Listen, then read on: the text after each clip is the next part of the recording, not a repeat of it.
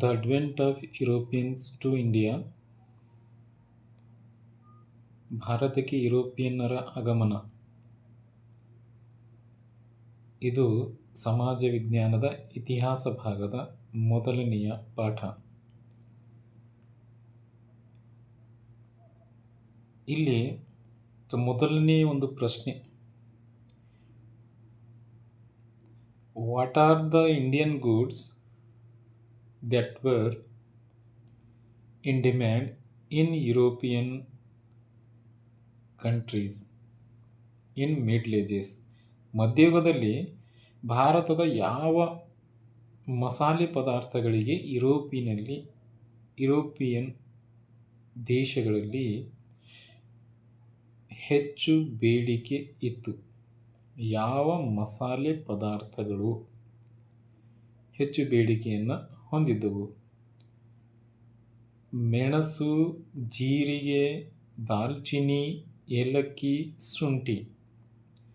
Paper, cumin, cinnamon, cardamom, ginger etcetera ಇತ್ಯಾದಿ ಮಸಾಲೆ ಪದಾರ್ಥಗಳು ಯುರೋಪ್ನಲ್ಲಿ ಹೆಚ್ಚು ಬೇಡಿಕೆಯನ್ನು ಹೊಂದಿದ್ದವು.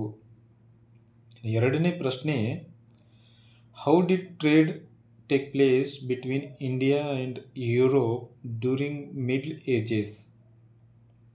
ಮಧ್ಯಯುಗದಲ್ಲಿ ಭಾರತ ಮತ್ತು ಯುರೋಪಿನ ನಡುವೆ ವ್ಯಾಪಾರ ಹೇಗೆ ನಡೀತಾ ಇತ್ತು?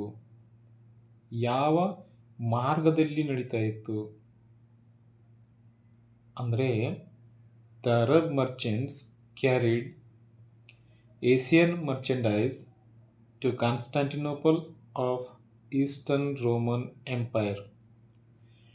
ಪೂರ್ವ ರೋಮನ್ ಸಾಮ್ರಾಜ್ಯದ ಕಾನ್ಸ್ಟಾಂಟಿನೋಪಲ್ ಮುಖಾಂತರ ಈ ವ್ಯಾಪಾರ ನಡೀತಾ ಇತ್ತು ಭಾರತ ಮತ್ತು ಯುರೋಪಿಯನ್ನರ ನಡುವೆ. ಈ ಅರಬ್ ವರ್ತಕರು ಏಷ್ಯಾ ಖಂಡದಿಂದ ಭಾರತದಿಂದ